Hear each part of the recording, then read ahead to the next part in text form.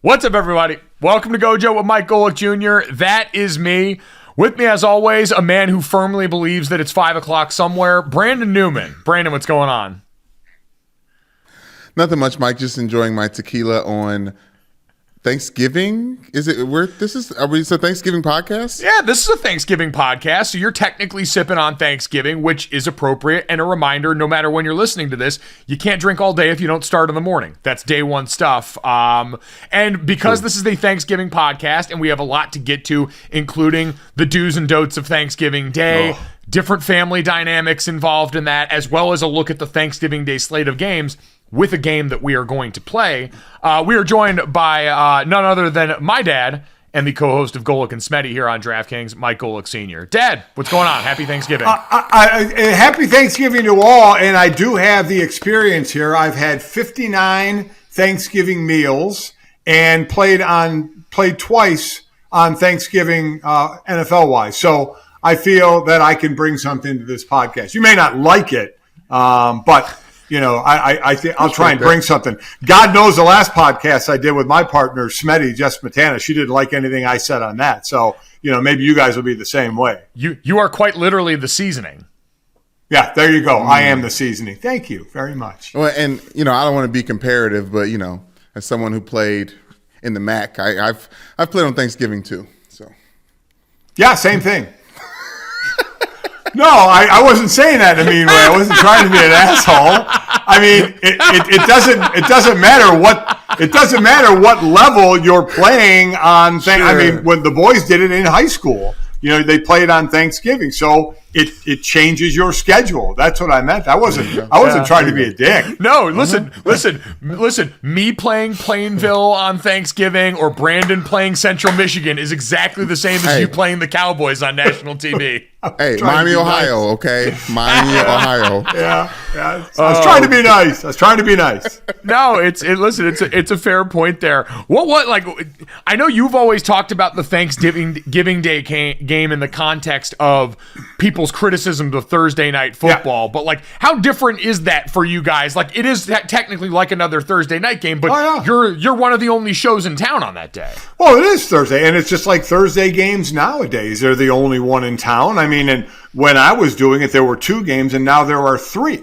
So I never had a problem with playing on Thursday. Listen, are you fully healed and ready to go? It's difficult. By the time I was coming to the end of my career, year 8, year 9, I wasn't feeling good until maybe Wednesday of that week. So then you have a game Thursday. It's a little more difficult. I get it. But every team only does it, or most teams only do it once. So yeah, I've never had a bleeding heart for playing on Thursday. You can deal with it because then you got 10 days on the other side of it, you know, before your next game. So, but the thing it does, and what we're all used to, is living the itinerary life, right? And having what a normal schedule is, and it gets changed. That's the toughest part when you're dealing with anything. I had I don't want to, you know, name drop on this, but when I was out in Mexico City talking, you know, or doing the San Francisco-Arizona game, I had a chance to talk to Roger Goodell for a while, the commissioner of the NFL. Ooh. And he talked about how the players are buying more and more into the international games because that is a worry if you're a player. I'm getting thrown off my schedule. I'm getting thrown off my itinerary. And the more it's being done, the more players are kind of getting used to whatever that new itinerary is going to be. No, it's a fair point, and I think with the Thursday night games, a lot more of that, and for both of them has been about the product. I think this year we happen to actually send good teams abroad by and large. I mean, it's still not always going to be the best teams, and Tampa Bay going over there and getting a win. Being a part of a win over there with Tom Brady at the helm was certainly just better name brand wise, even if that team hadn't been very good. I think with Thursday night football in general, the criticism is the product ends up becoming so diluted because so many guys are hurt. That's exactly right. And I get that. I do understand it, but sometimes it's the big picture, right? It's the NFL, it's the money. And, you know, there's the fine balance of a player complaining that, you know, physically this is bad for us. Going to 17 games is bad for us. Going to 18 games is bad for us. Weighed against the more money that the league makes because they put a Thursday schedule together, or they get a 17th game or an 18th game when the players are getting 49 to 51 or whatever the percentage is in the revenue split, it's more money. So that's what's being weighed is we play on Thursdays, now we play an extra game. And at some point it's going to be 18 games. They're going to play 18 games, but you make more money because that's what the owners care about. Whenever there's an owners meeting and there's talk of changing something, I always use this as the example. I said when it's the old Charlie Brown show, when the teacher and Charlie Brown is wah, wah, wah, wah, wah, that's what owners hear when anything is discussed that doesn't involve more money in their pocket. As soon as more money is involved, they will perk up and listen. So, and more money in their pocket means more money to the players with the percentage, the way it's split. So that's what you're fighting here is players are concerned about their health, and I get it, but the most part they're going to complain because that's a negotiating strategy, is you yell loud enough to try and get a little more your way.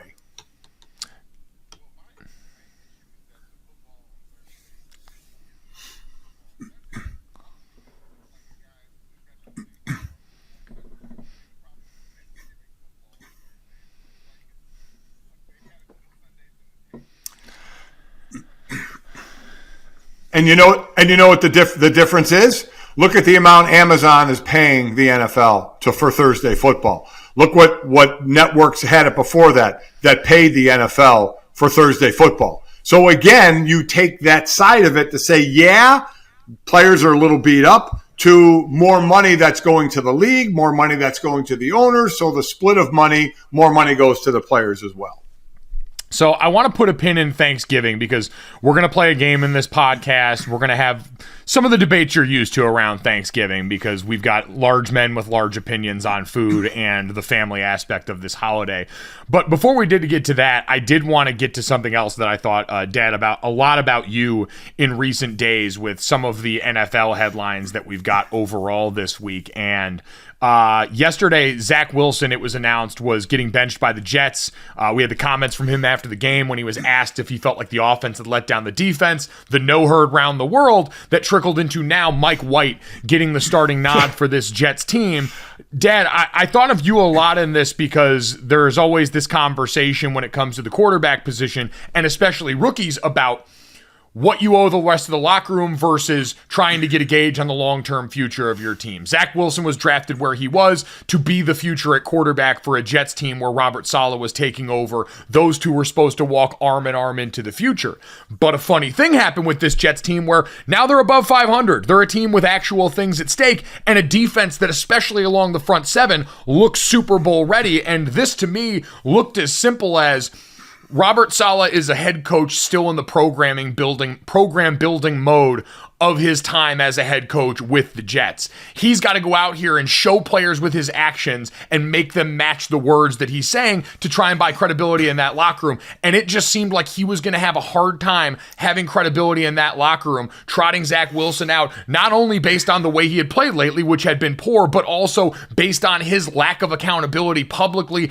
and I would have to imagine somewhat privately, because for him to get benched at this point, given the number that's attached to his name as far as draft status, there had to be a real lack of contrition or a lack of an answer, or I think just a lack of reputation as a teammate behind closed doors for it to get to the point where benching him this early relative to his time back as a starter this season became the move. Oh, I completely agree. What I will say is, if he was playing really well, yes, then this would not be an issue. He could have been playing really well, played bad in this game, said the same answer, no, and he would not have been benched. But he's not playing very well. So it's not like it's unbelievably detrimental to the team to not have a guy out there who's completing 55% of his passes, has 4 touchdowns and 5 interceptions. He's part of the problem. And they're doing well this year. If he was playing well, this would be a different situation. All the ingredients here added up for Saleh to say no. And it made it almost easy for him to say, okay, I need to make a point here to the rest of the team. And Zach Wilson made it pretty easy for me. He's not playing well, hasn't been playing well, and he did the ultimate sin of, he didn't really point the finger, but he didn't pull the thumb. as I've always said, pull the thumb. No matter what, you don't even have to be a quarterback. I was an average player in the NFL, and I would pull the thumb.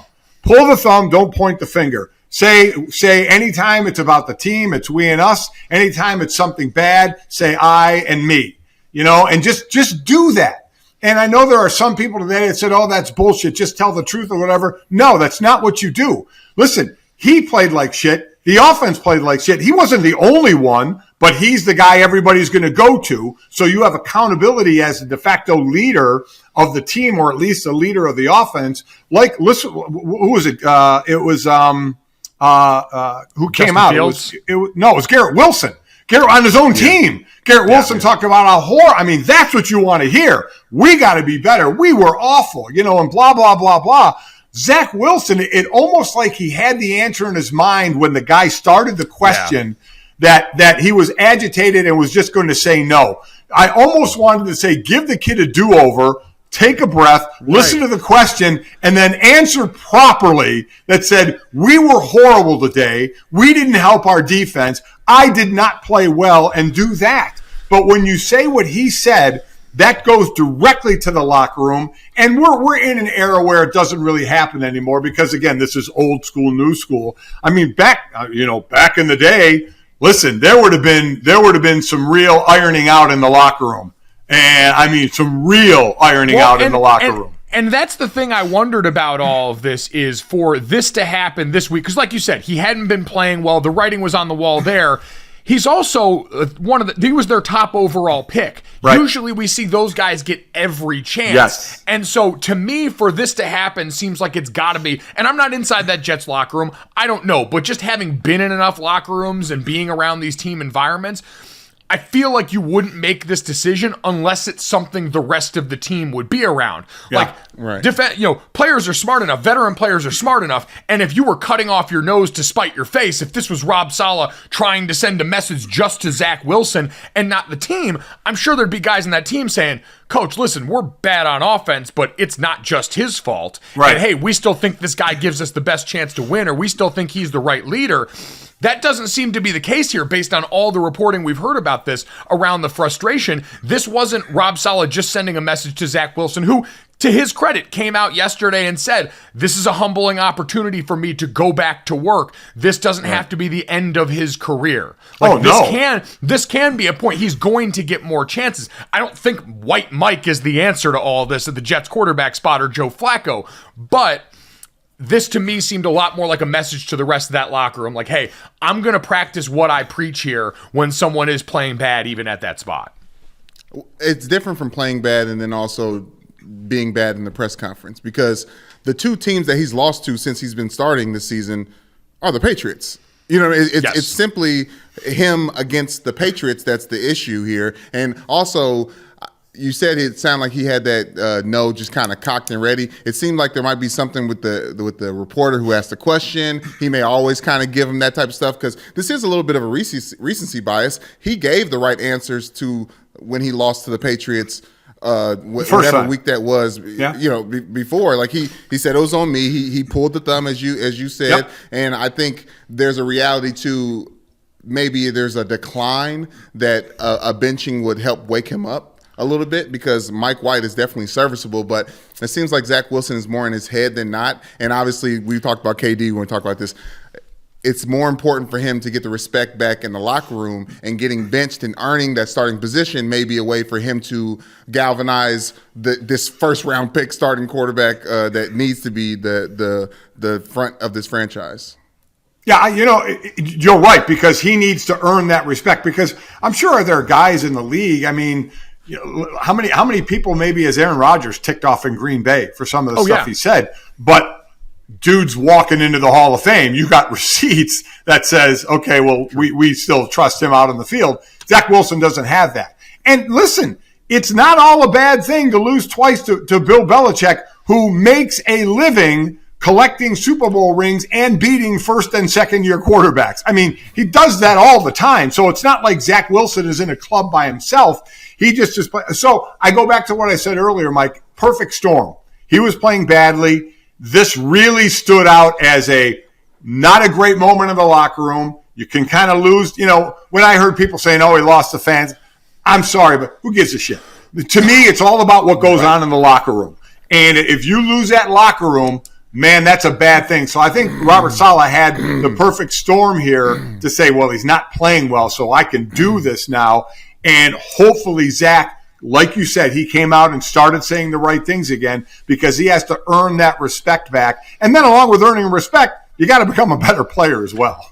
Right, and I think that's why all of this to me feels very tip of the iceberg. Like, I feel like there's a lot about this we don't know, because to Brandon's point, if you were able to just look at this, if you were to really do the most surface level view, you would say, yeah, he's 5-2 as a starter. Those 2 losses to the Patriots team, that's one of the best in football, and he's taken accountability before. He's done this before. He's a top overall pick. We know wins aren't a quarterback stat. He's played bad even in games that they have won. That defense is the overwhelming reason why this Jets team is in the situation they are. And to Dad's point about the locker room, you can be a bad quarterback, I said yesterday, you can't be both, right? You can't be bad on the field and abrasive in the locker room. You can be one or the other at any given time and have a decent chance of sticking around. You can't be both at once. And so that's why I feel like there had to be more building up behind the scenes for this one moment to lead to a benching, because there's a bunch of other surface level stuff that wouldn't get you to that. You're right. There's always more. And when we're not in the locker room, we're not involved in there. So I completely agree. It's rarely just the surface level things we see.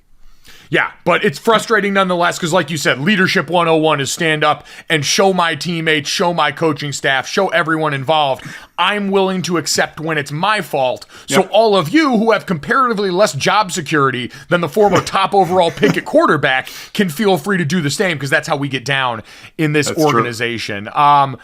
Dad, you called the San Francisco Monday night game this past week. They boat raced the Cardinals. That game, while it was a cool experience, like you said, the game itself didn't deliver much on the field. But I wanted to talk to you because I think the NFC picture is really fascinating right now. And since you just saw that team, you've also seen Philly and Dallas during the course of this season.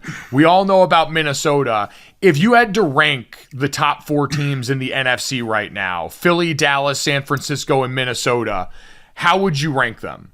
It's difficult for me to not look at, because here's one of the biggest differences of NFL and college. College, you lose 2 games, you're not in the playoffs. Now, we may say a change of that if we talk college. If LSU beats Georgia and the beats A&M and then Georgia, they're in with 2 losses. They'll be the first team in with 2 losses. But for the most part, you get 2 losses, you're done. In the NFL, you can be 9-8, 8-9, just get into the playoffs, and you can win the Super Bowl. It's all about when do you peak. And I'm telling you, maybe it's recency bias. Is that what it is? Recency bias. Recency bias. Can either one of you name me a team in the NFC, not with talent, but with deeper talent than San Francisco? Deeper. I know Minnesota's got Jefferson, got Cook, Kirk Cousins plays well, Thielen. You mean on offense? I know. Defense as well. Listen, statistically, San Francisco is the best defense in the NFL by yardage. I believe it. I would just dispute some depth there, because we saw that defense looked a lot different when Nick Bosa was off the field. So, and this is where I go to, they're healing up. They were going the opposite direction Arizona. Arizona, the amount of injuries has been unbelievable. San Francisco is healing up. Christian McCaffrey has made the draft or the trade deadline in NFL sexy again, because most of the years I was doing TV and radio, that was just a date that went by and nothing happened. Now, younger GMs are realizing you can get real help. TJ Hawkinson, how he's helping in Minnesota, but you can get real help, and there's been no more better help than Christian McCaffrey and what he's done.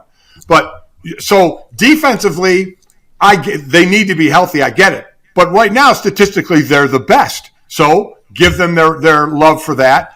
And then offensively, Deebo Samuel, George Kittle, Christian McCaffrey, Brandon Ayuk is having a career year. And I'm throwing in there Elijah Mitchell, who got hurt in week 1. He's been back for 2 weeks, and he's averaging over about 6 yards a carry.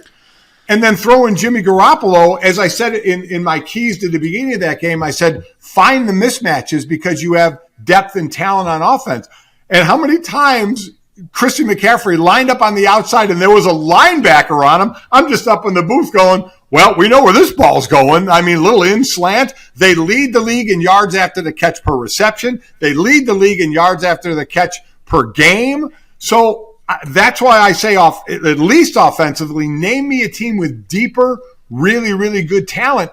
And I don't know if you can. I think they're peaking at the right time.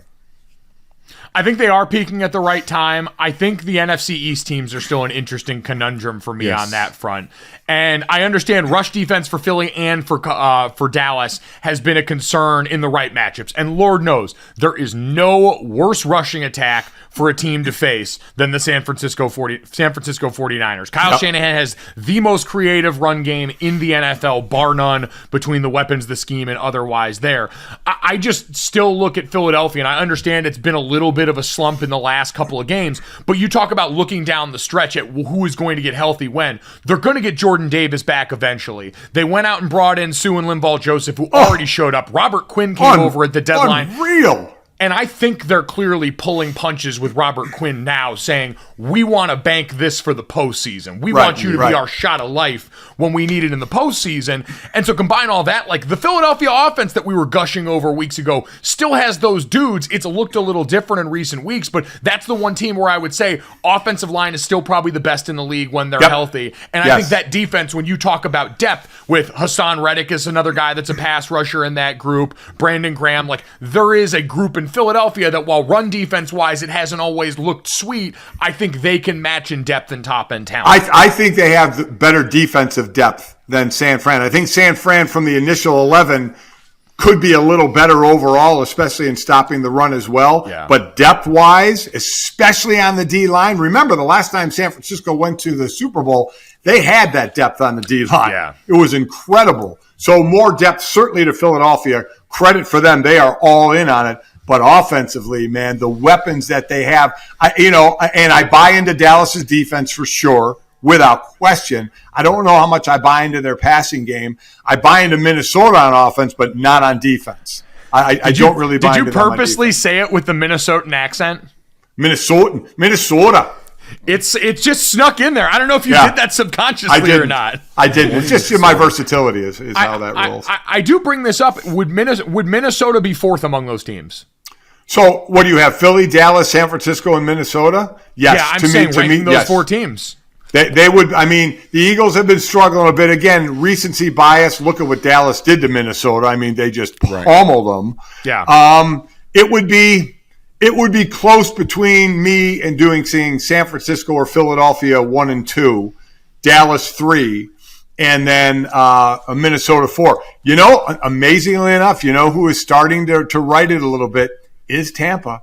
I mean, they're a team. Now, I don't think San Francisco or Tampa either one will have enough to get into the top 2 and have a bye because of Dallas, Philly, and Minnesota. But again, it's all about where are you attrition-wise by the end of the year? How are you playing by the end of the year? And, you wonder if they're starting to put it together a little bit. Defense has been surprisingly not as good as I thought it would be this year. But I just love the way San Francisco is playing right now. Mr. G, can I ask you a question about San Francisco? You sure can.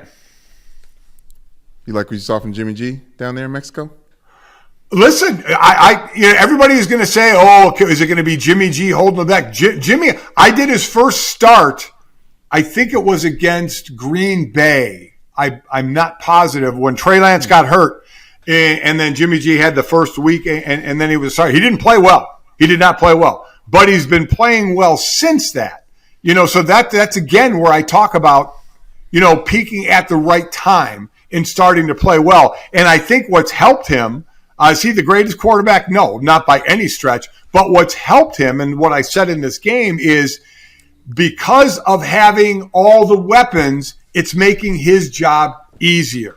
I mean, we see what goes on in the NFL. Send your back out in motion. See if you can get a little read on what coverage you're going to get. Then where's my mismatch with Debo, with Ayuk, with McCaffrey, with Kittle? I'm going to have one of those guys that I want to go to. So I think it's made his job a lot easier. And you look at his starts. I mean, he has barely in his last, 4 or 5 starts, he's barely been below He hasn't been below 60% at all. The lowest has been like 67%. You go back to a win against Carolina where it was actually 60%. Other than that, it's been higher than that. He doesn't throw interceptions, so he doesn't really turn the ball over. So I just see him getting better and better with the talent around it. And I think the way Kyle Shanahan calls plays, it's going to be easier for him to know pre-snap where he's probably going to end up going with the ball because of all the talent that they have. Yeah, I agree. I think you stated exactly what my opinion on Jimmy Garoppolo has been. Brandon, who's the number one member of the Jimmy Garoppolo fan club, thinks that anything short of calling him the MVP is somehow slander, but... Oh, my God. Okay. I will say, if you're going to ask me to rank those 4 teams, I would probably go Philly, Dallas, San Fran, and then you put San Fran third? Yeah. There's something about Dallas. Since Dak came back, they're basically the number one offense in the NFL. Well, and look at what Pollard has been doing. I mean, we talked about that in the beginning of the season, that Pollard should get more touches, and he really wasn't early in the season. But, with Zeke getting a little nicked up, Pollard could be a home run every time he touches the ball. I mean, he is really fun to watch. I'm just not as sold on their passing game as I am on their running game, in all honesty. No, but I think that's the point, is in a year where we've seen the run game much more in vogue again, I think they've leaned into that. They've taken some stuff off Dak's plate because he's not a drop back 40 times a game. He's not Mahomes or Josh Allen where you're going to put it on his arm like that every game. The other part is, and I saw people talking about this in the last couple of weeks, their offensive line that has been one of the bigger surprises of the year. Like when Tyron Smith went down, we looked at that group, Tyler Smith going to have to go in there, people unsure. He was a bit of a grabber in college if he'd be penalized a bunch. He's played great. Zach and Terrence Steele on the right side have been really good. And they might get Tyron Smith back in December. Like they moved Tyler Smith into guard a little bit in the last week to try and start to get that ready to go again. So you could have a strength that becomes even stronger going into the home stretch of the season. And on the other side of the ball, you might have the best pass rusher and best defensive back in the NFL at this point. Yeah, no, listen, I can't deny that at all. And boy, they look so good against Minnesota. So it's going to be a fun finish, especially in that East with Philly and with Dallas. So I'm doing the Dallas game this Sunday. I mean, the Philly game this Sunday. They're playing Green Bay. Now, again, this is one they should win, but we've seen them be a little shaky, like they were against the Colts before Nick Sirianni went crazy, about how much he hated, Frank Reich being fired. I shouldn't say Jeff Saturday being hired, but Frank Reich being fired because that was his mentor. But, it's one of those, when you're a really good team, that's what you do. Oh, they're all not going to be pretty. You're not going to blow everybody out, but you find a way to win the game. And that's exactly what Philadelphia did. I think that's even more true in the NFL. In college, it's one thing. You're right to be scared by some of what's happened to Michigan and Ohio State lately, but I think especially in the NFL, the talent gap just isn't there. You're not going to have Dallas, Minnesota games all that often. Before we do get to the Thanksgiving draft, just because I brought up college here too, I realized we've got the 3 Notre Dame grads on here. We've talked about Notre Dame USC a bunch going into this weekend with Nicole Arbach, with Charlotte Wilder yesterday.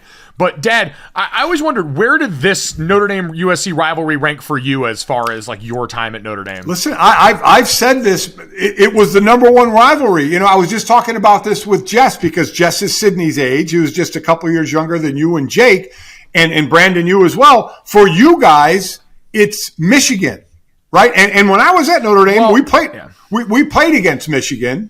In the first night game with the temporary lights and all that. And wait, you were the first night game with temporary lights? I think it was my sophomore year.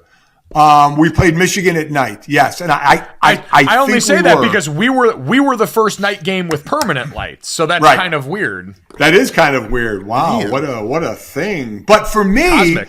I have said this, and I know, Mike, this is part of your father you dislike. If I did not go to Notre Dame, I was going to Michigan. Now, there was pretty much planted in stone I was going to go to Notre Dame, but I went up for a Michigan visit, like when I was a junior, when they were unofficial. I liked it. I liked everything about it. I mean, and when you're a big recruit in Ohio and you don't go to Ohio State, you're hated there. So we were all hated. But then me saying I would have gone to Michigan even over Ohio State makes me hate it even more. For me, it was SC. You lived to piss off Ohio State, by the way. Didn't you go to one of their games and then go and be a recruit on the other sideline once? It was UCLA. It was actually Tommy Rees's father, Bill Rees, was at UCLA at the time, and he recruited me. I went to the UCLA at Ohio State game because I was from Cleveland. It was just a couple-hour drive down there as UCLA's guest. Ohio State coaches or people saw me down there, and they're like, "Oh, we didn't know you were down here. You want to come on in the locker room?" And I said, "No, I'm here with UCLA." and that, I mean, that was the end of everything. Obviously, they were not happy about that. But yeah, I was there for UCLA. It was pretty wild. But for me, it was USC. It was always USC. It was that was the rivalry. That was where you wanted to beat them badly. I mean, so that had always been it for me. So that's why I was so happy when you guys were there, in 2012. When you go out to SC, when you guys were number one in the country and you had to beat SC, SC could play the spoiler. I was so happy it was us beating SC that put us in the BCS title game. And now this year, Notre Dame has a chance to reverse that and be the spoiler, and maybe end USC's hopes of being in the playoffs. But, I was listening to Heather Dinich, who I love. I think it's just incredible. And she's right. Notre Dame affected 3 teams here. Yeah. Clemson, North Carolina, and Ohio State. That win for Ohio State looks better and better, as they're getting ready to take on Michigan, because the talk is if Ohio State loses a close game, could they still be in the hunt? If Michigan loses, I think even a close game, they're out because their schedule was garbage, especially their non-conference schedule. But it's interesting how Notre Dame, even though they're not going to be in the playoffs, has still had a hand in affecting other teams and can continue doing that if they beat USC. Yeah, and Alabama's got a little flavor of that this year too, with the way that their win has been used to prop up a team like LSU is so impressive for them. For Tennessee for a long time, it was the same way. But yeah, no, it is, and it's nice too to have the Notre Dame USC rivalry at that level again, right? Because USC had been down for a lot of the Clay Helton years, and Notre Dame had just been kind of piling on there. And so, as much as I enjoyed that, I don't like stressful games as a fan. I like us beating the shit out of everyone. This can be, their offense. Their defense is not very good, but their offense, man, wow. So, listen, we know how Notre Dame has to win their games. Notre Dame is playing the best ball they've played. They need to lean on them. They need to run on USC, control the ball, and the defense has to be playing like it's been playing the last couple of games. If they revert back and play like they did a little bit earlier in the season, it could be an ugly game because, man, what that USC offense looks like, they look really good. Caleb Williams, big scary. Big scary. Yeah. And we've played CJ Stroud and Drake May this season, and this guy might be the scariest one of the 3. He is. He absolutely is. And I feel bad. I know you called the game, Mike, South Carolina, Tennessee. I feel awful for Hendon Hooker. What a game that was for South Carolina, smoking them. But just the year he was having, I think he's a 24-year-old senior. I don't know. Yeah. Do you know, does he have another year? Does he have that COVID thing hanging there for him or not? I think it's pretty much assumed at this point, and Tennessee's statement indicated as such that he's going to declare for the NFL draft. They said that they're wishing him a speedy recovery and know his bright NFL futures ahead of him. So that's going to be the case. Yeah, Spencer Rattler in that game was the human you up text, right? He'll have you thinking about your ex real quick because he's had all that talent for so long and was supposed to be that QB1 prospect. Yep. And he had the kind of game that's all of a sudden going to make pro people go, huh? Sure did. I see what you're doing there. I can fix him. I can fix him. Spencer Rattler is a leather jacket of a prospect. You look over and you like a little bit of a bad boy streak because what he put on display in that game was freakish accuracy in that game. I know it was max protect he had all the time, but he spread that thing out there and made it look real good in that one. So it was something. I'm glad he had a career game though finally because he was a brat coming into the college football. He was seen as that, and then Caleb Williams has had so much success after proving that he was the better quarterback. So I'm glad he has something on the way out. But it's it'll be interesting because I think he's another one that might have a year that could come back, and I think that'd be smart to do so. That's the thing. I just don't know who has that COVID year or if somebody's used it already because he is a guy, I agree, because they're talking about, 4 or 5 quarterbacks possibly in the first round. He's not one of them. So let that class go out and maybe come back for another year, and put yourself up because, there's a lot of money to be made. Clear with the Spencer. chamber. Well, with Spencer and talk back Zach Wilson, who we were talking about earlier, I think scouts are aware of not getting obsessed with that pro day throw.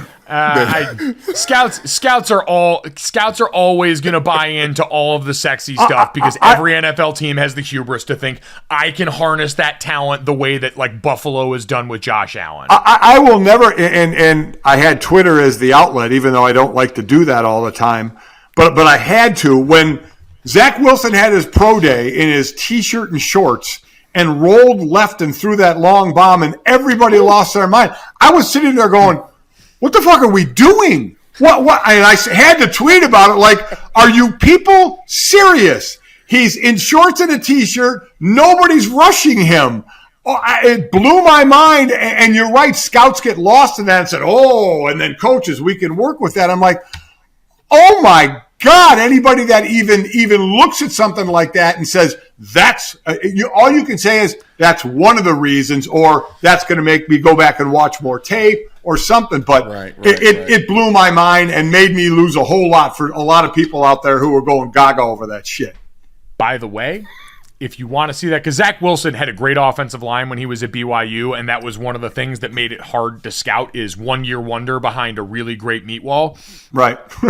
If you want to see that same throw on display in a real life game, go look at plays 1 through 4 of USC versus Utah. Caleb Williams is out here doing that shit. Yeah. That man is putting those pro day throws on tape in real life college football games. Has a good offensive line at USC. Not putting that down, but that's what I'm worried about going into this weekend. Like you said, I think Notre Dame is actually built to do this. I think USC's had a lot of turnover luck this year that also plays into all this stuff. But Dad, USC is my favorite team to beat. I disliked Michigan the most because that team talked the most shit for some reason because we saw the shit Michigan drivers on the road all the time when we go to Niles to buy booze. But USC was a lot more fun to beat. You and I were in the hotel the night before that SC game, and I said to you, I came to Notre Dame to win this game, and especially to do it at the Coliseum. That is exactly right. That is exactly the reason you're at Notre Dame, to be in the position to beat a big rival and that puts yourself in a national championship, conversation. You got it all in one fell swoop there. It was just awesome.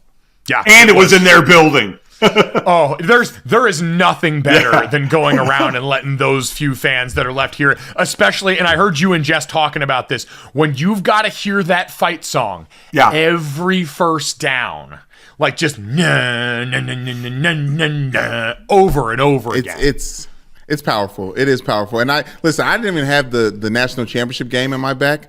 My biggest game ever at Notre Dame was USC, and after that when we went to the Sun Bowl. Like, it didn't matter what the game, it doesn't matter what the stakes after it was. It was this team that honestly we have a little bit of respect for. Maybe some people have some admiration. Right. It's like we go in there and take you and wipe the makeup off the Hollywood and beat them in a football game. Yeah, that makeup is the green spray paint that they have to put on their grass to make it look like grass. Exactly. And you mentioned the Sun Bowl. 2 things I remember about that: how much Miami didn't want to be there because it was so cold, and the bed that you guys broke in your hotel room. Oh, you did them things. Yeah, Not great. Not great. Like you said, I actually do. SC's a program I have a lot of respect for. The early 2000s USC teams were my foundation for college football as a fan and as a watcher of the sport. So going to be very excited for that one. But guys, it is Thanksgiving, so that means we got to do some Thanksgiving shit around here. And I came up with this idea for a draft that I want to do with you guys for Thanksgiving, because obviously we got to do the conversation about what goes on your plate at Thanksgiving.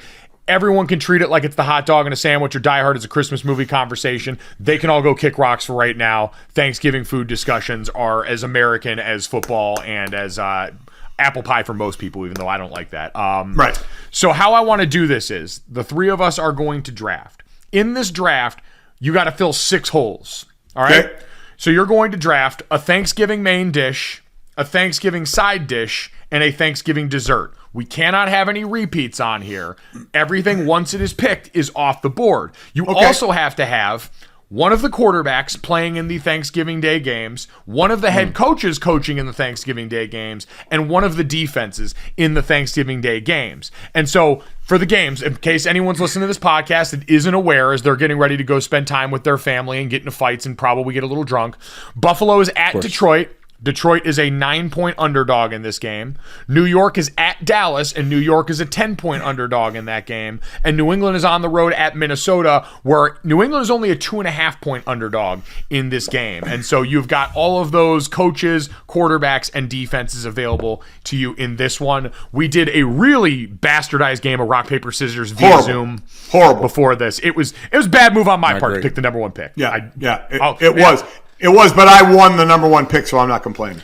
Yes, you did. I will do what Zach Wilson didn't do in that press conference. I will say that one's on me, and we'll move on and get better for this week. Dad, you're the number one overall pick. I am. I have the second pick. Brandon has the third pick. So before we start this, I don't want to ruin this, but I need to take 30 seconds because the plumber at my house is looking at me like he has to ask me something. So that's fine. I just go talk to him for 1 second. Yeah, this is perfect because I actually had Mike. I have a holiday I want to introduce. Oh, there you go. Okay, I'll be right back. All right, what's your holiday?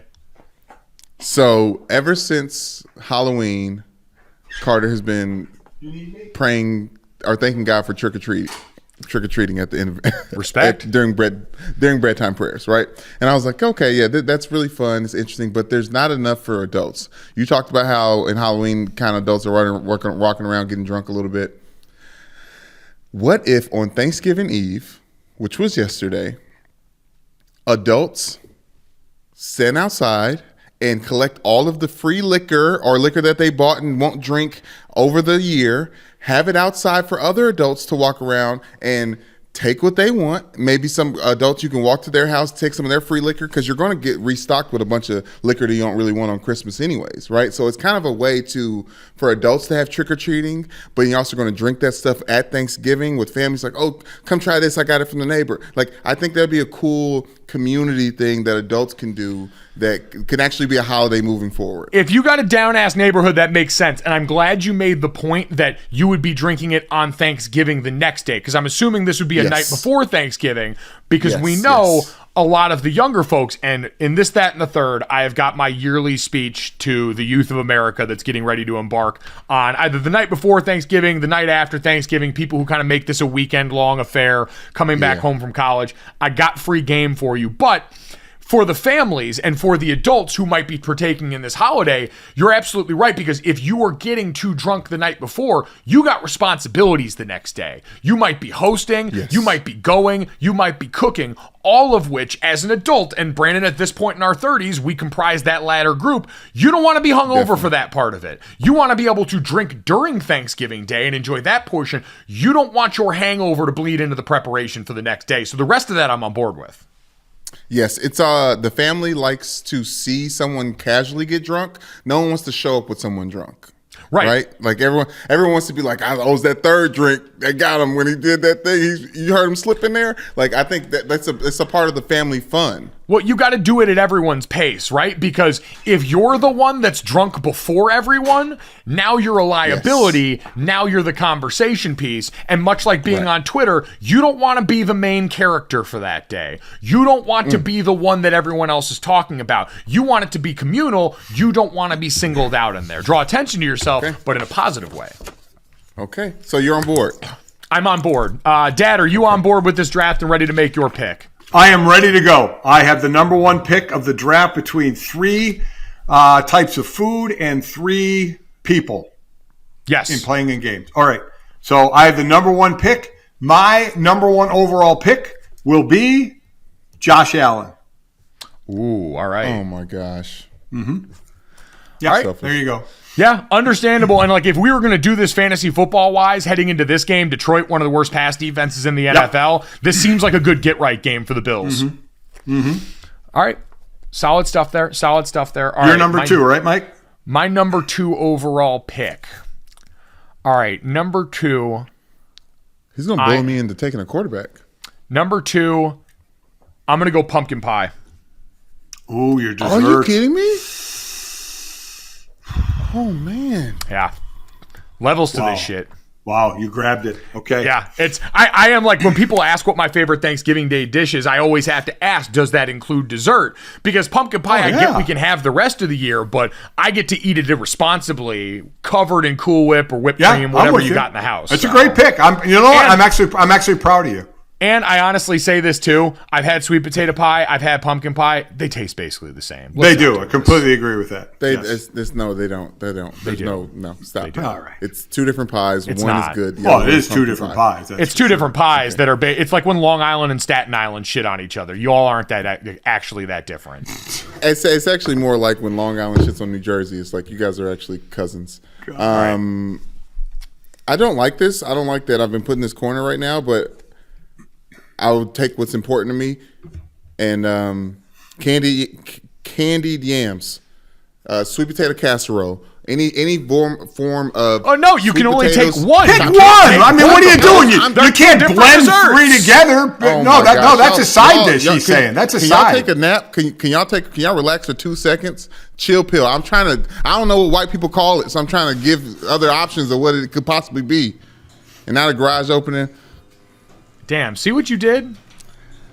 Okay, so what is it? The sweet potato casserole. Sweet potato casserole is dessert. Dish. No, that's a side. That's a side. You put marshmallows on top of it. No, that's a side. Clearly, some people don't even know what they're supposed to be doing around here. Brandon, I'm with you. So there's 2-1. So that is a side dish. All right, fine. SPC. I got it down there. All right, fair enough. Since there's only 3 of us, I don't feel like, should we do a snake draft for this or no? Hell no. It's my pick. All right, you're back up then. You're back up then, Dad. Yeah, hell no. My pick. I am going to go. See, I don't think anybody will take this one, so I don't know. I don't know if I should get turkey out of the way. Let me ask this question, and I'll let you two decide. Is stuffing a side in this? Absolutely. All right. Also known as dressing. Yes, exactly. I am going because that is basically my favorite part of the meal. I am going stuffing. All right. I like that. Good pick. Okay. Whew. All right. All right. My second pick at this spot, I am going to go. I'm going to go Dak Prescott. Dak. Okay. I think the quarterback group is going to get pretty barren here pretty soon. Yes, it is. It may already be there. Yeah. It just did. All right, I'm not gonna take him that early. There's no sense you wasted a pick on a quarterback. We both have ours, so right. You have all day for that. Okay, thank you guys. Yes, I appreciate it. I'll do Dallas Cowboys defense. Ah, shit. Oh, yeah. Good pick. Good job. Right. That's strong. That's strong to quite strong. All right, Dad, you've got sides and quarterback out of the way. What do you got next? I do. I'm okay on defenses because I still have a couple I trust. I'm going as a head coach. I'm going Bill Belichick. All right. Yep. Figured that was going to be a good one to get off the board here soon. Yeah. All right.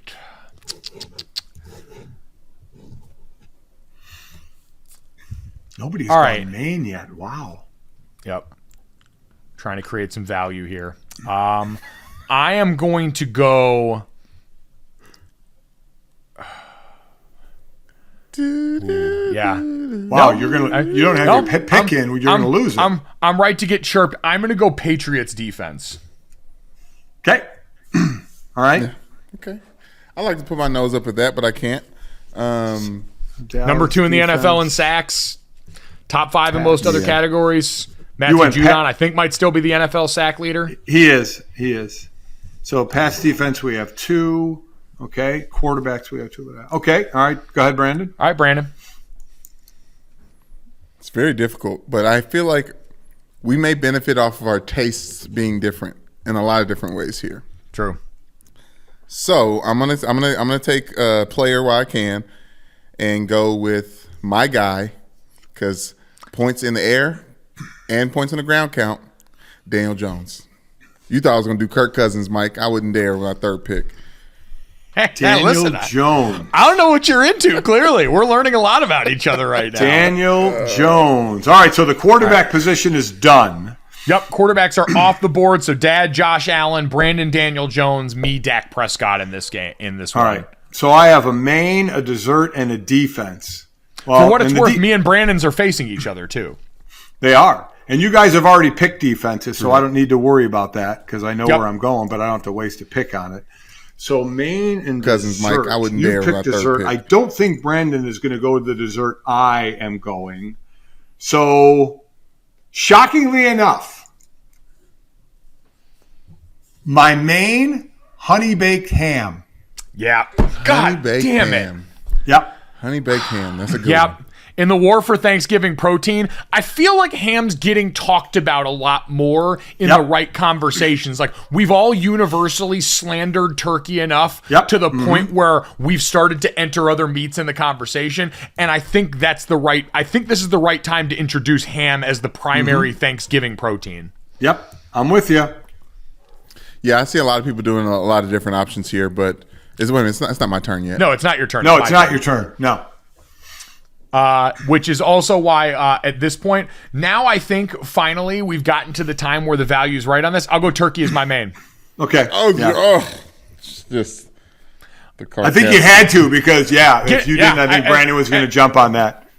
I was not because Brandon's not going to. Wait, here's okay. So is this a difference? Is the turkey leg different than turkey? Yes. No. Turkey leg's part of it. No. I'm sorry. I answered domain. I answered too quickly, like Zach Wilson. That's my fault. No, you literally just did it. I did. You had to go in the chamber. I did. Whatever you talking about, Brandon? No. Yes, it's the same. Dad's getting benched on Golic and Smetty next week. You're fucking benched next week. That was unbelievable. Wait a minute. Yes, so it's the same. Dark meat and white meat's the same shit? Yes, I get dark meat come off the white same meat. bird. It comes off the same freaking bird. Yes. I get dark and white meat. That seems unfair, and Aubrey's got eyes that makes me feel like that she's on my side, but we're not going to listen. go there. Look, if you didn't suck so bad at rock paper scissors, you wouldn't be picking third. Oh, this is true. Gosh, y'all. I won, and y'all said I was on a delay. Whatever. Or some bullshit. Whatever. Okay, make your pick. Let's keep it going. Brian Daboll. Okay. All right.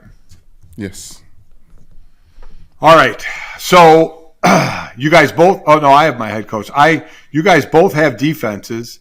So you've got defense and dessert left. And dessert. So I got to go dessert because only one dessert's been picked. So I would have gone pumpkin pie. I will go apple pie with a little bit of cinnamon in it, Cool Whip on top. Yeah, again, this one's pies. Not good. Fruit-based pies in the oven, I just can't do. Smetty does. I need to have the Smetty. My partner is a baking wizard. So, I would take one of her apple pie. So I go apple pie.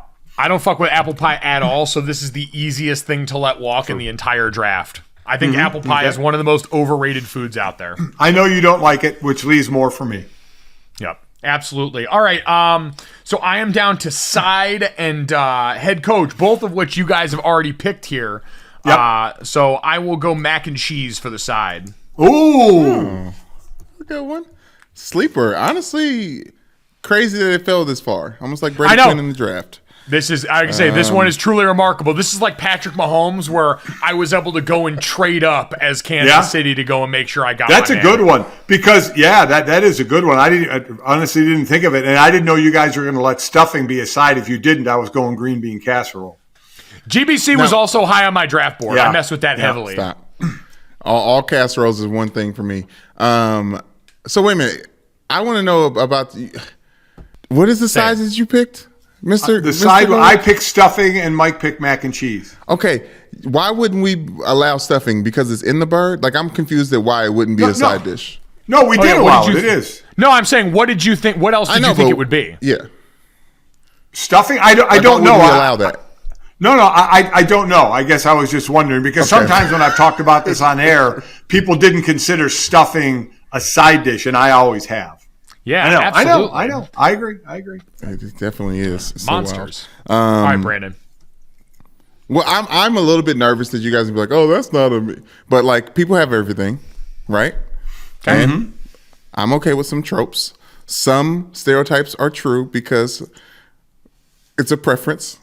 I gotta go fried chicken for my main dish. Fried chicken. What y'all gonna say? Nothing. I mean, I get to trying to bait me into some casual Thanksgiving. Are you just hanging the fishing rod in front of us? Yeah. Is that what you're doing? Go ahead, white boy. You got the worm on that fishing hook, just kind of jerking it up a little bit, huh? Listen. You guys know I got the bullet in the holster at all point in time. Like I was going to say watermelon as a side dish and trip y'all up. I don't know what they got over there. So I'm trying to think though. What would be other mains that we would think of, right? Because I went ham, you went turkey. Like what's acceptable? I would say like a pork tenderloin or like a prime rib you could do. I think those are meats that are pretty universal among holidays. And I would take there, then fried chicken can be there. I think that's, you know what? Like, I agree. Yes. Okay. And listen, I would take fried chicken over both those things, quite honestly, over the pork chop and the prime. A nice pork tenderloin does kind of. Yeah, maybe a prime rib end cut I might take over the fried chicken. So, all right. So last pick around, I have defense is the only one I have left. So I'm going Buffalo defense. It's a good one. God, it's a good one. Getting healthy at the right time, too. Spine of that defense. Still no Tremaine Edmonds, but Jordan Poyer back last week played really well against Cleveland. Matt Milano's awesome. And then Ed Oliver, who stole the Outland Trophy from Quentin Nelson, I'll never forgive him for it, has been balling. My last pick, I have head coach still left here. You guys have Brian Daboll and Bill Belichick. And you know what that means. Bring home Man Campbell, baby. Oh, yes. He's there. Damn. Yeah. The longest win streak in the NFC, too. Yup. Three games riding high into this one. That guy, if he wins, and I know the NFL is having like a big John Madden celebration throughout the Thanksgiving games to honor the man who was synonymous with Thanksgiving football and the turducken and the turkey legs. I would love nothing more than a Dan Campbell win on Thanksgiving, just because to watch that man massacre a turkey leg live on TV would be incredible. Oh, yes. And he would take it. You would see all those shoulders and traps. Oh, my God. While it's going on as His well. His sharp-ass elbows. And now that you're mentioning it, Mike, I feel like duck is a nice main dish that I have had on Thanksgiving that is good. It's nice and fatty. Yes. Love good nice fatty. Love a good bit of duck. Brandon, which leaves you with dessert, man. So what's your pick to finish this off? I was going to go sweet potato pie just because it is my favorite. I've done okay. Yeah. Mike is saying Mike. No, they are technically different. Okay, they're different. Fair. You can absolutely do that. But I'm also thinking about my plate in this weird exercise that we're doing, right? And I have the sweet potatoes there, right? Yep. And I was thinking like, banana pudding is good, but that's not universal at all. But man, with the vanilla wafers in them, God, it's right there. So I'm gonna do something that's kind of obtuse, and it's almost like an ingredient versus a dessert. But whipped cream on Thanksgiving. Mike, no one is giving me. Just whipped cream. I mean, so what you're saying is you just open up a bin of Cool Whip and just start spooning it. Now, listen. No, he's saying whipped cream. He's not saying Cool Whip. Okay, like Cool Whip and whipped cream, two different things. Now, Cool Whip is hydrogenated oil. I usually would probably put that at the top, but that's nasty. And I'm trying to grow. I'm trying to be an adult. I'm trying to only have dairy if I'm going to have stuff like that. But y'all look at me crazy. I'm going to stay with banana pudding. I like whipped cream as my option. I think whipped cream is a good choice. Why don't we just put whipped cream on the banana pudding? It's in there. I'm picking something that seems to be universal in most Thanksgiving desserts to try to be safe. But y'all look at me like I'm crazy. So I'm going to say banana pudding. Because it's an ingredient. Whipped cream, I think of whipped cream as a topping. Yes. Okay. It is a condiment, a dessert condiment. Yes. Kind of. Yeah. Go with banana pudding. I like a lot better. All right. Banana pudding. But when we put this online, I'm gonna make sure to note that Brandon tried to pick whipped cream first, and we had to talk him away from that. Yeah, we did have to talk you down. It's so good though. All right, so everyone's team's dad has ham, stuffing, and apple pie as his meal. Josh Allen, Bill Belichick, and the Buffalo defense as his football quarterback, head coach, and defense. Brandon went fried chicken, sweet potato casserole, and banana pudding / whipped cream as his dessert. He's got Daniel Jones, Brian Dable, and the Cowboys defense. Both of you guys have a team combination in there between coach and defense or coach and quarterback. I went with turkey, mac and cheese, pumpkin pie, along with Dak Prescott, Dan Campbell, and the Patriots defense. So, at Gojo Show on Twitter, if you guys want to do a draft like this with your friends, let us know who your team was. Let us know how that works. Plus, what I want to hear, go on Twitter and people grade our drafts. Yes. Who graded out the best? Yes. I mean, I know I did, but, let's let everybody go ahead and decide. We'll make sure we get this posted on God's Internet for people to decide. God's Internet. Did you pay your $8 yet? So no, my blue check mark is still #earn not given. So Rose, I've been rising and grinding and shit posting for years to keep that thing. All right, I have earned that check mark. Mine will be erased soon because I ain't giving no $8 a month. Nope. That's for sure. Hell no, not happening. No.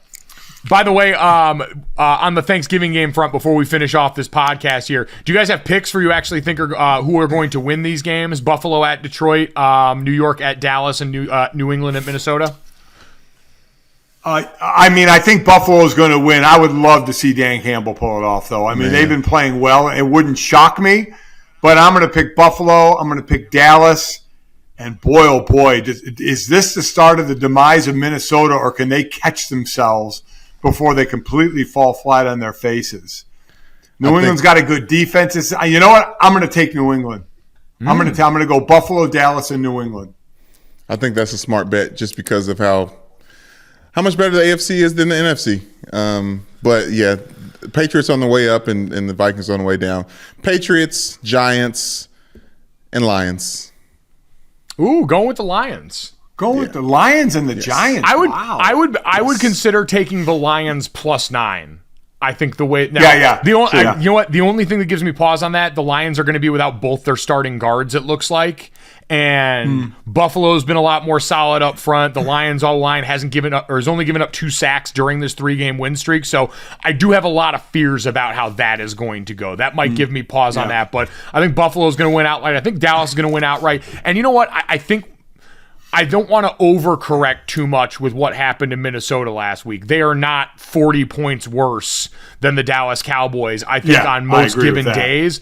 And I think New England, one of the quiet things lost in the fact that we talk so much about Zach Wilson is that Mac Jones hasn't been great this season either. No. And last week, he has not. They leaned into all the tight ends in that offense. They've got an offensive line that's had to shuffle bodies around a ton. Minnesota can get a bunch of pressure rushing for, so I'll take the Vikings in that game. I think they still hold on and are able to right this ship a little bit, even against that great New England Patriots defense. All right.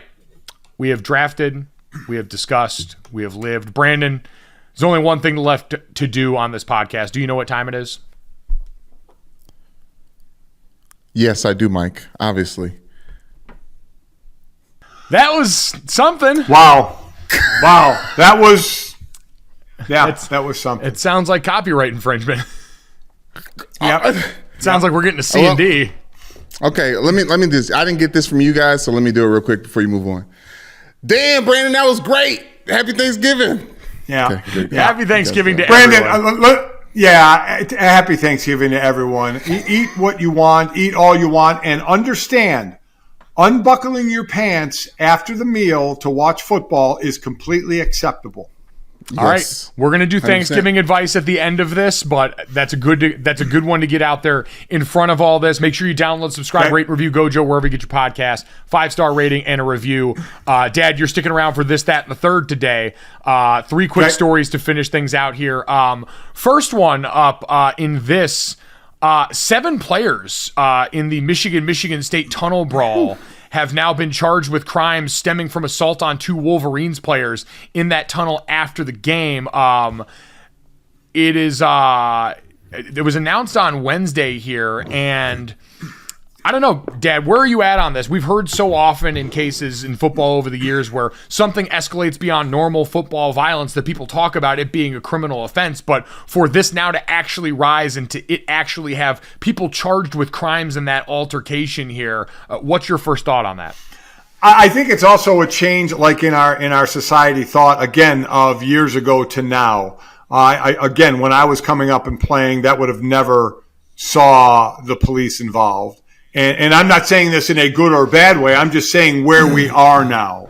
That it does not surprise me that the police were brought into this. I mean, because we talk about, there are other things that have happened, like I said, years ago when I was playing, that happened off the field with with football players. I mean, hell, I had a player on my team run after another guy in the tunnel and take his knees out from him. I mean, it was a horrific move, which could have easily been called the same thing, assault, but, you just kind of moved on from that. So I guess I'm not surprised. Something has to happen to those guys. I don't know what it's going to be, and I knew there would be from the school side of it, but it's not surprising to me that this has gone to the law side of it as well. Yeah, I would say this. I always thought this was going to be these guys like losing their place on the team, potentially losing their scholarship, which is certainly drastic. But now we're talking about a next step when the law gets involved. I think it's right to define the lines of where the violence is sanctioned in football. I think making sure that we are kind of in an inflection point, because that was one of the more egregious ones we'd seen caught on tape like that well after a game. It was really ugly footage and a really ugly moment, and thankfully no one was hurt worse than they already were in that, where a couple of guys were in the concussion protocol after and stuff like that. So I hope this doesn't end up becoming something that totally disrupts the future of the young men that made that mistake. But at the same time, something had to happen. I think you're right that it's come up like this, and they have unfortunately earned whatever consequences come their way on this front. Well, Mike, I think you said it, because it was televised, because it was filmed, because we saw it, because people who have no idea about college football saw it. I think the law had to be involved in a sense that there had to be a real punishment for this. Absolutely. And so, again, 7 players charged with crimes stemming from the assault on 2 Michigan players in that tunnel back on October 29th. I'm sure, again, this has been a process that's taken a long time already, and I'm sure that won't be the last bit of updates that we get on this relative also to their position on that team. Let's get to that. The City of Brotherly Love welcomed back Ben Simmons earlier this week. Ben, who had come back to Philadelphia in street clothes in a game prior when he was injured at the end of last year, got a chance to go out there. He had 11 points, 11 assists, and 7 rebounds as the Brooklyn Nets lost to a beat-up 76ers team, which I think needs to be the bigger part of this story here. He weathered the Boo Birds. He hit a couple early free throws and gave the crowd the Jordan shrug here. I think I'm glad we got this out of the way.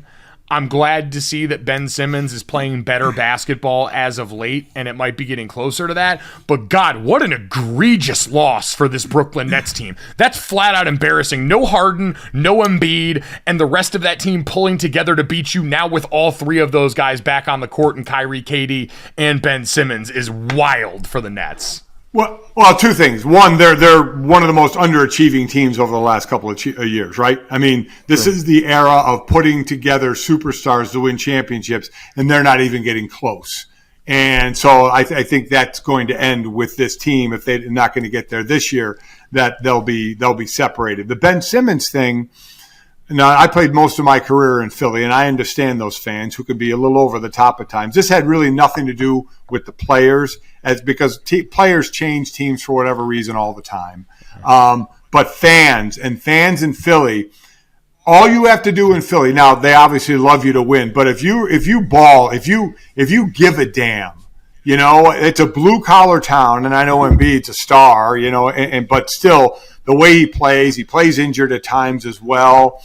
If you just play tough in that town, they're going to respect you. They may boo you if you lose, but they're going to respect you.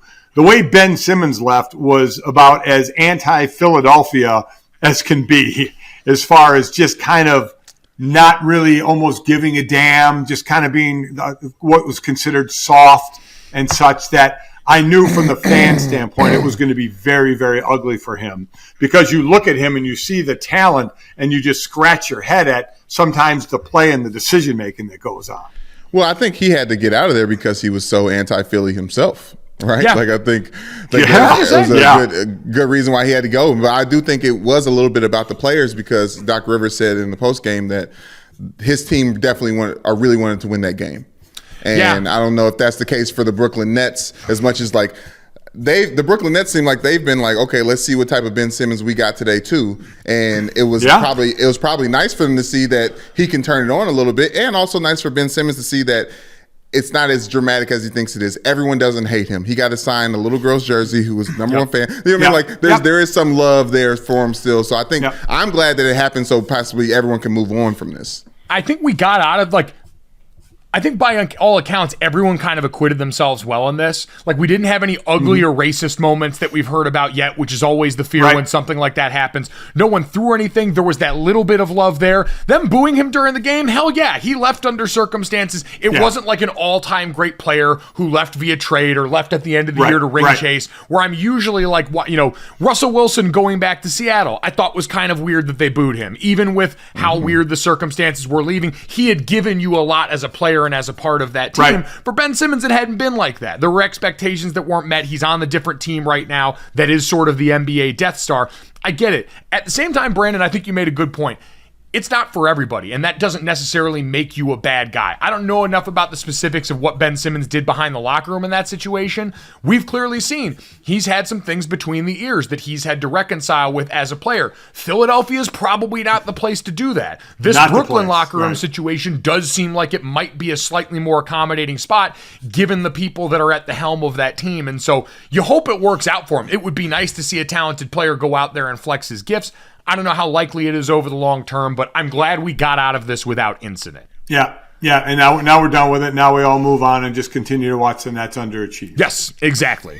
Water is wet. All right, which brings us to the third. Dad, you started us off with Thanksgiving advice here about unbuckling your pants. I wanted to give everyone the floor. Obviously, we wish everyone who listens to this podcast a very happy Thanksgiving. We hope you enjoy it with family and friends. We know that can be very complicated around the holidays for a lot of people, so protect your peace. But Brandon, do you have any Thanksgiving advice for the people as we head into today? If they are listening to this on the drive to or from where they're going, I know some people do multiple stops, so if you want to give them a little bit on the way out here, the floor is yours.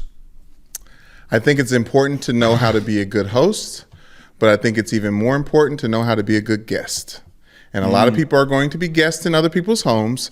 There's a mix of being annoying with questions and trying to bug people, but like feel out the situation. Don't get clicked up with your favorite cousin or the person you want to speak to. I suggest go and not speak. Try listening. See if you can learn something about your family before you go on a walk with your cousins and get high. Like, I think there's a little bit to be understood and learn from being around your family in this time period. And we don't get a lot of time with each other, right? We just came off of COVID. Certain people are no longer with us. This is very serious, but on a real level, like, just take the time to be around people and listen. There we go. That's a good one. I do like that. Thank you. Mike, I'll let you close it out because, your name's on the show. I'll just add one more. Definitely unbuckle your pants. That should be no issue at all, because you're not going to go to somebody's house in sweatpants. And I know they have stretchy pants, but still, undo the belt, undo the top button, and you're good. The other thing is, don't ask, hey, can I help? Just help. Because if you ask, the host is going to say, no, we got it. And then, you go sit on the couch or whatever. Just pick up some plates. Just help. Where you see something, just go ahead and do it without asking, because the host is going to be very nice and say, no, we have it. So just help on your own. That's good. All sound advice, all great. Be a good teammate. General message that comes up on this podcast a fair amount, the Thanksgiving edition. My advice is for the youth of America, because we have a lot of recent college students that are going to be coming back home to their high school stomping grounds, to their parents' house, to that place of residence for the first time since they've been away. And I say this every year, but every year it bears repeating. First off, I know you got the Wednesday night before Thanksgiving, but the whole weekend is kind of a free-for-all when it comes to going out and reconnecting with your friends. I know where you're going. Listen. Big shout out to everybody who's coming back home from college that's getting ready to shoot their shot with that guy or girl from high school that glowed up during that first semester away from college. I wish you well in those endeavors. For someone shooting your shot, go ahead and do it. You guys may have known each other in high school. You weren't exactly like that in high school. Maybe you're the one that had the glow up and now all of a sudden you're a hot commodity going back home. Okay. Go flex those new muscles. Figure out how good the other side's been. Enjoy that part of it. The only other thing I say is, whatever you do, Don't send any texts after 10 p.m. to your ex. You don't want to do it. It's not going to end how you think it's going to end. They have not changed, and neither have you. It hasn't been that long. Your freshman philosophy class didn't teach you that much. Those couple of books you read on college campus haven't been the solution to the relationship problems that ended you guys. Don't do it. And in this day and age, don't go on their Instagram and react to some story with the crying face emoji after 10 o'clock either, because it's the same light flirt that's going to try to lead you down the same dark path. Okay, but Mike, what if you're trying to wish that person's mother happy Thanksgiving and you was really close with them at one point in time? That is such toxic behavior, Brandon. Check yourself at the door. That is some You're trying to go down that road through ass behavior, Brandon.